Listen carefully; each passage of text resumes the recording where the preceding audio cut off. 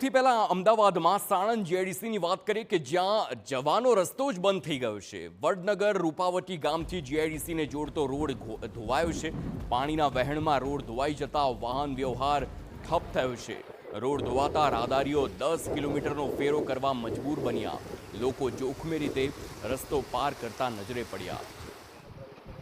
તો આ કમરતોડ ખાડાની જે સમસ્યા છે તે અનેક જગ્યાએ સર્જાય છે, પરંતુ આ સાણંદ જીઆઈડીસી પાસેના દ્રશ્યો આપની સ્ક્રીન પર કે જ્યાં રોડ જ આખો ધોવાઈ ગયો। રોડ એવી રીતે ધોવાઈ ગયો કે નુકસાન જોરદાર મોટું થયું હોય તે જોવા મળે છે। લોકો અટવાઈ પડ્યા છે।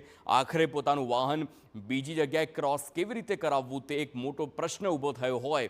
પાણીના વહેરમાં આખો જે રોડ ધોવાઈ ગયો, જાણે આ રોડ નહીં માત્ર માટીનો ઢગલો હોય અને હવે એક આ વાંસનો દંડો મૂકીને લોકો આમથી તેમ પસાર થઈ રહ્યા હોવાનું પણ જોવા મળ્યું।